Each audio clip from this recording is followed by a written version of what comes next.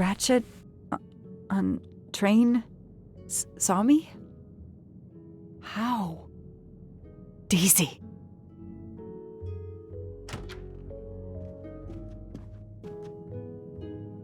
She was awake? And then she collapsed again. I take the responsibility. She was weaker than I realized. Oh. Lie still while I examine you. Pupils dilated? I'm all right.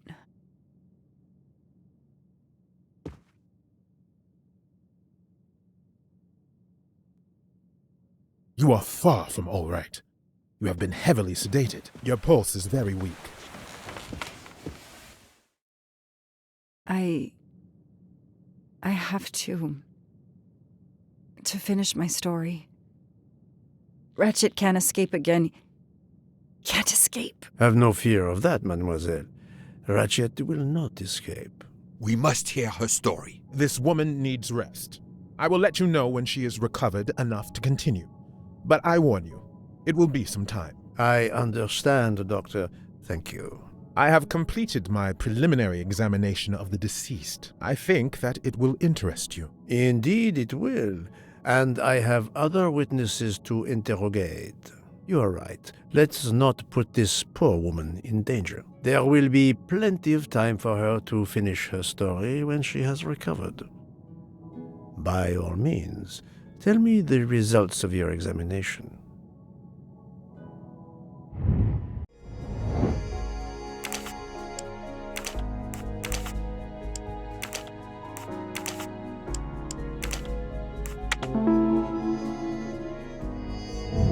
My little gray cells did not let me down.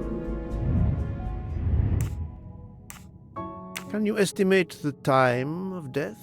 Rigor mortis was advanced, but not complete. I estimate the death occurred between midnight and 2 in the morning. That tallies with the witness statements I've collected so far. What is the cause of death? Multiple stab wounds to the upper torso. It's odd there are no signs of a struggle. That might indicate one of the first wounds was enough to kill him. It seems that Monsieur Ratchet had taken sleeping pills during the night. Ah, that would explain the lack of defensive wounds. Mr. McQueen and Mr. Masterman told me that Monsieur Ratchet didn't smoke. Can you confirm this? I can't say without a more extensive post-mortem. What can you tell me about the stab wounds? I counted 12 in all. 1 or 2 are so slight as to be practically scratches. On the other hand, at least 3 would be capable of causing death. The angle of the wounds is instructive. Most appear to have been struck by a right-handed person. But you see, this one, under the right armpit, it's not a deadly blow given the depth, but a right-hander couldn't have done it. It was most certainly struck with the left hand. So, our murderer is left-handed. No, it is more difficult than that, is it not? As you say, Mr. Poirot, some of these other blows are just as obviously right-handed.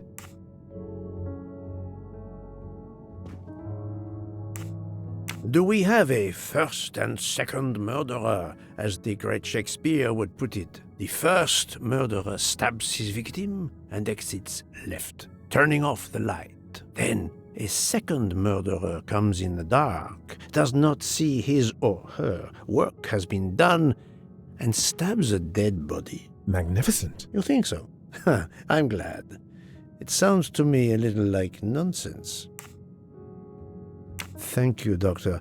Excellent work under difficult circumstances. Please let me know when I may speak again with Mademoiselle Locke. Of course.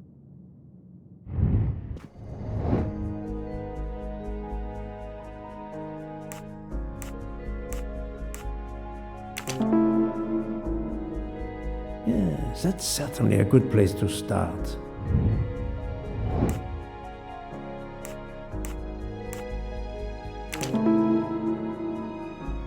Yes, I have personally seen some passengers smoking. I just have to remember who they were.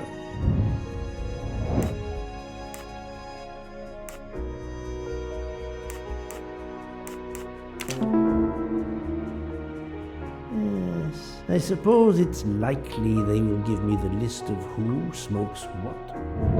I'm right again. That happens to me a lot.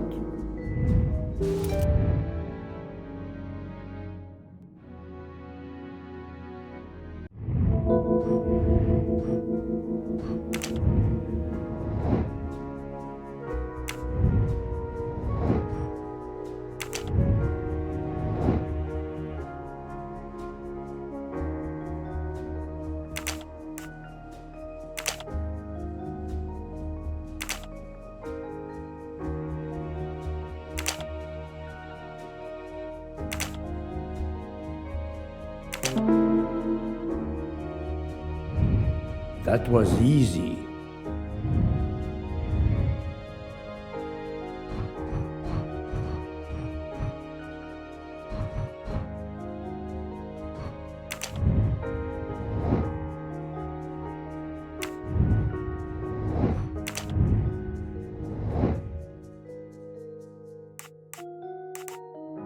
Good.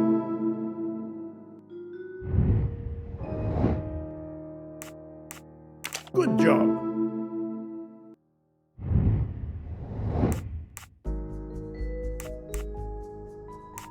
Well done.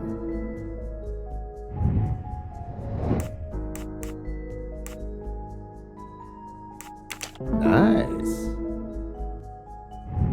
I'm right again. That happens to me a lot.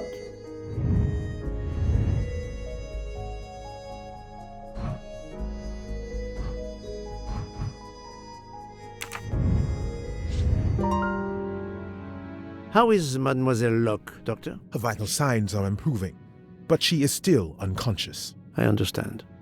Thank you for looking after her.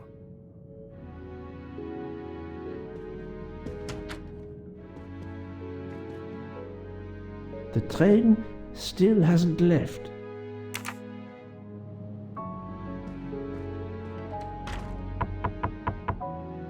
Captain Arbuthnot, I beg your pardon, but could you answer a few questions for me? I'm grateful you found my ticket, Poirot, but now is not convenient.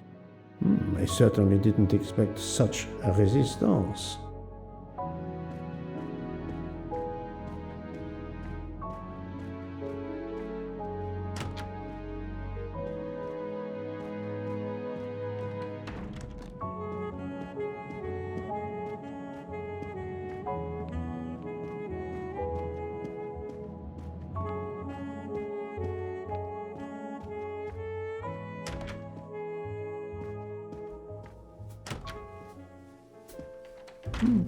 Most of the passengers pass by the bar during the day. They eat, drink, write.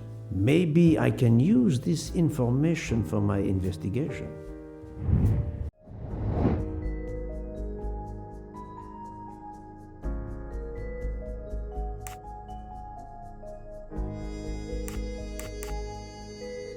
Right. Yes, it could work. He appears to be an observant young man and serves the passengers regularly.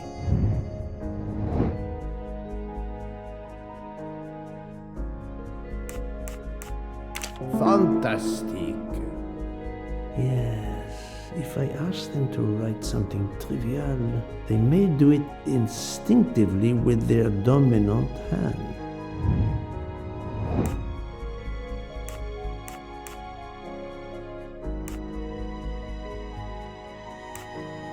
Great. Yes, I will remember which people use their right or left hand. I'm right again.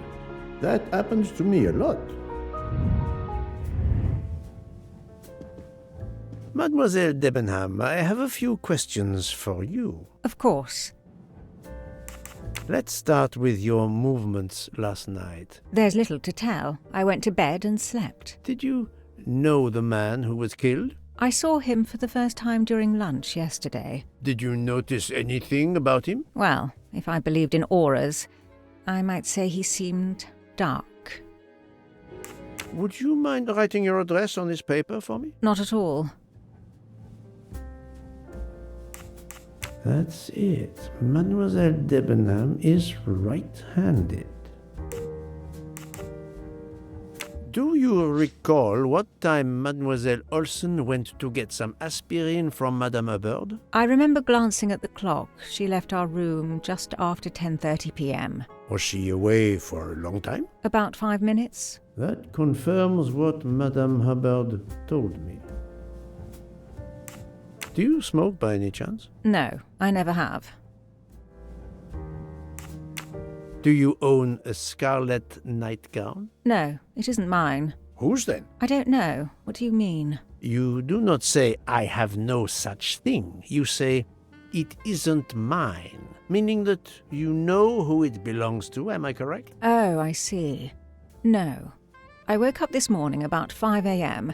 with the feeling that the train had been standing still for a long time. I opened the door, and I saw someone in a scarlet kimono some way down the corridor. Her back was turned. It was impossible to see who it was. I understand. Thank you for your assistance, mademoiselle.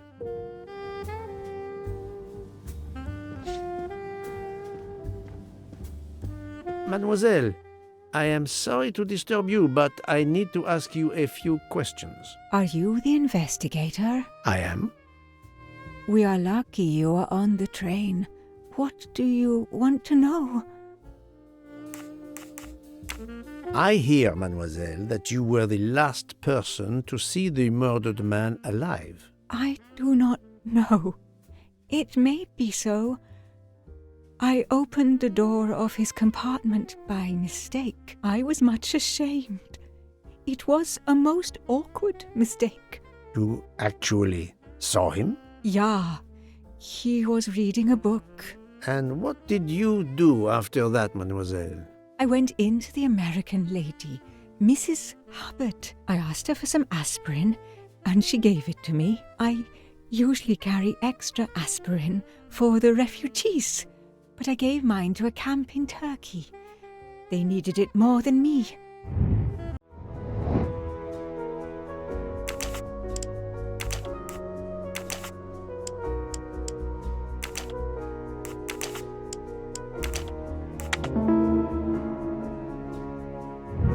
That's the right answer.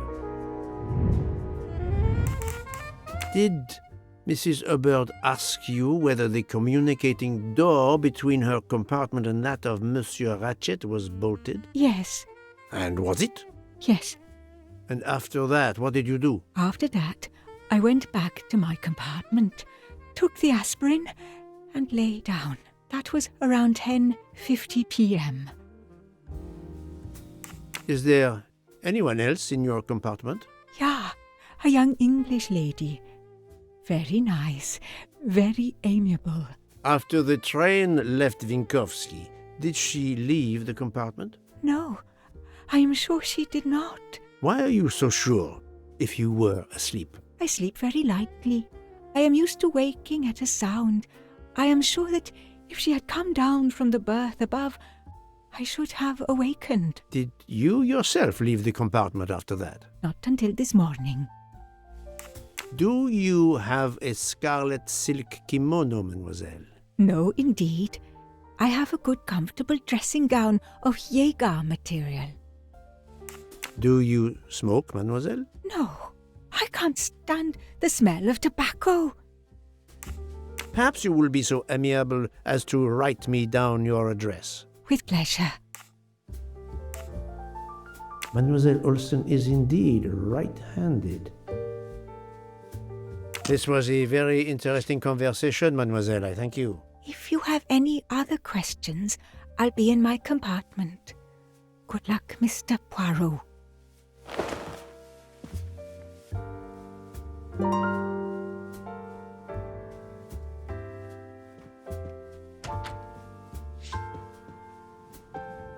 I'll observe her instead.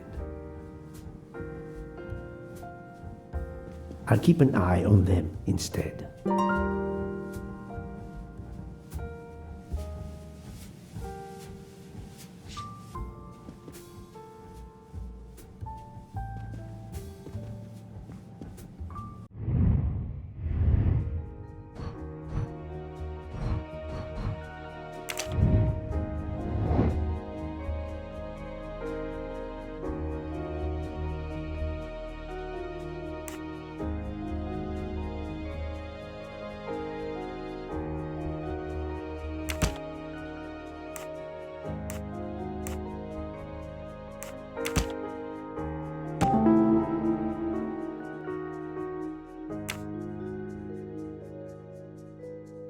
strange, this story.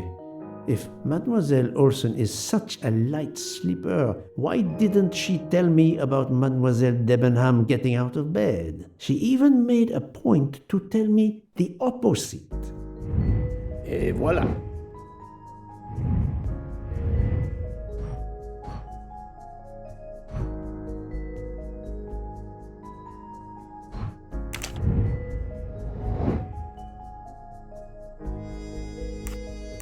Yes.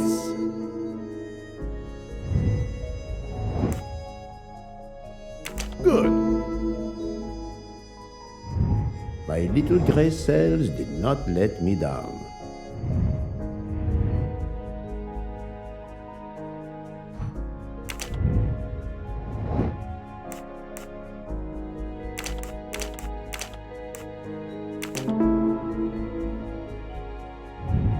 That was easy.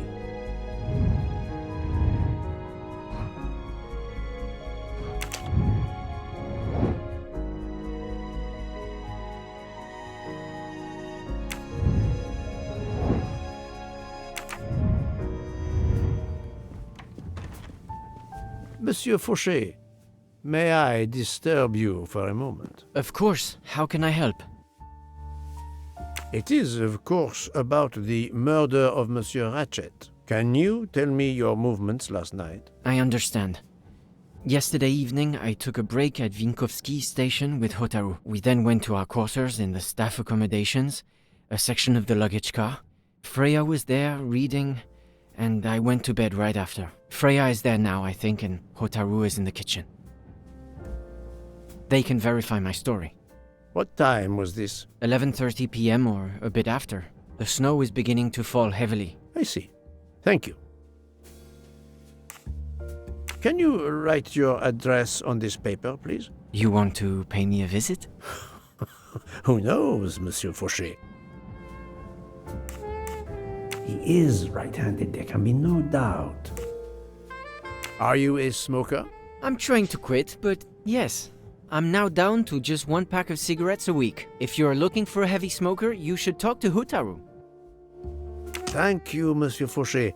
I'll come back to you if I have more questions.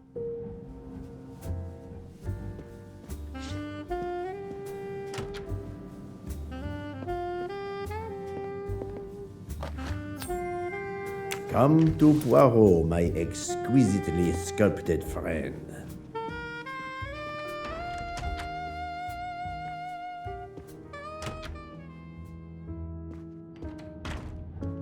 So, Poirot, I hope you are progressing in your investigation. I have not finished yet, but it is progressing, yes.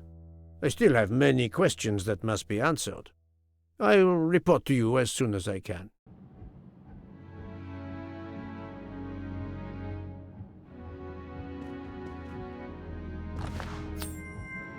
Another golden moustache to treasure.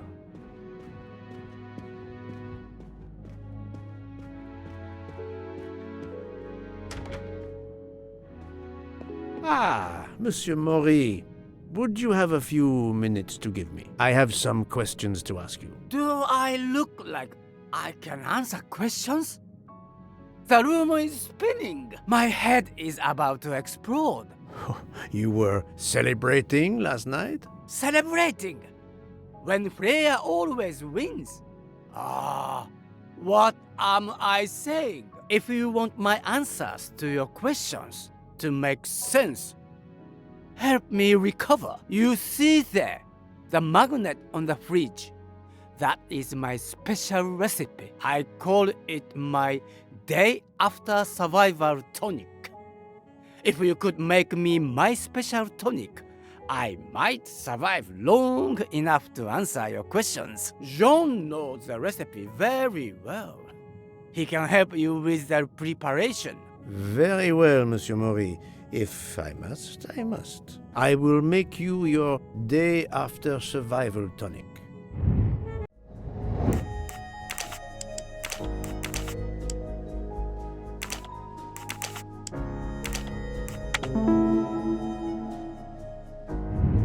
Et voilà.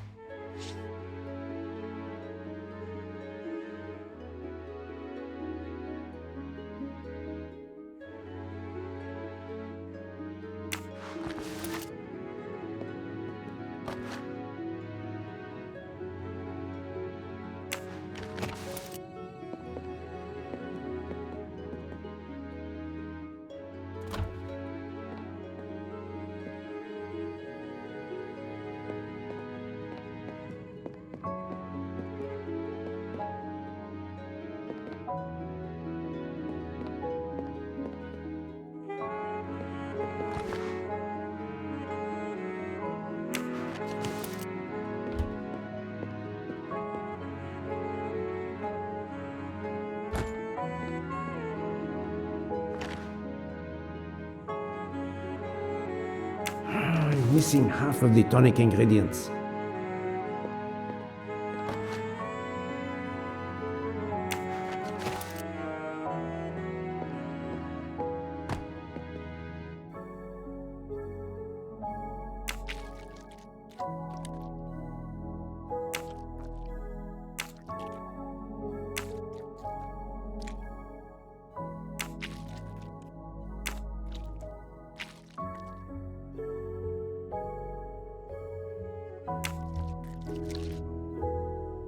I have all the ingredients for Monsieur Maury's tonic. I have to go and see Monsieur Fauchet so he can prepare it for me.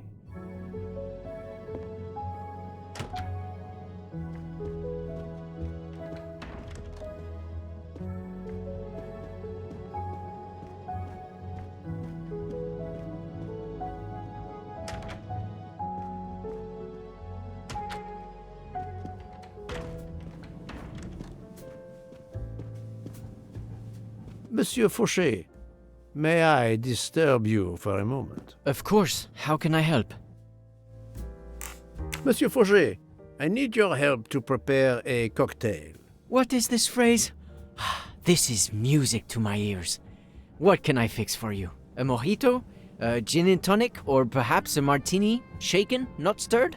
It's not for me, but for Monsieur Maury. Ah, his day after survival tonic. Unfortunately, I know it well. Here is everything that was listed on the magnet. Excellent! I can take it from here. Mr. Poirot, I'm uncertain about the lemon juice. Is it half a lemon or a full lemon for the recipe? Half a lemon. I can't remember if Hotaru prefers it with ginger or without. Do you remember? I can assure you that he will want the ginger.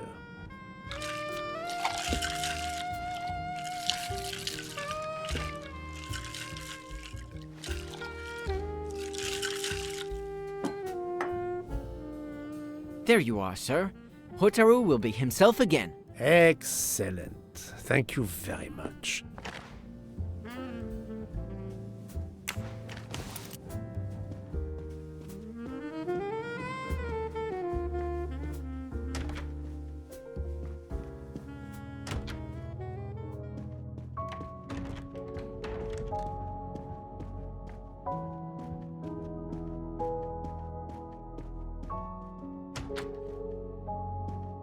Here you go, Mr. Maury.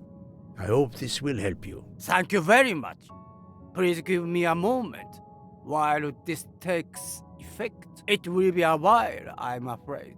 But I will not move from the kitchen. Since I have to wait, do you know where I can find Mademoiselle Nielsen? She is in the staff quarters in the luggage car. If the door is locked, John will have the key. Thank you. I will return. I hope you have a speedy recovery.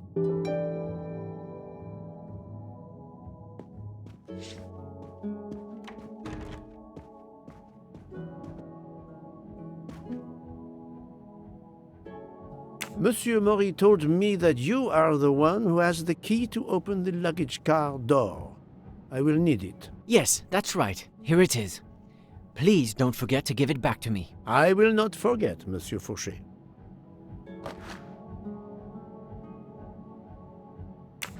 I have a favor to ask. Could you visit the passengers who are in their rooms and explain there has been an error with their allergy and diet form? But, Monsieur Poirot, I made no errors. Of course not. Call it a computer error. Yes, it is possible, but even if I can see this is part of your investigation, I do not understand it. I would ask that you observe which hand each passenger uses. Ah, you wish to know if they use the right or left hand when they write? That is my intention. I will take on this mission for you. Excellent.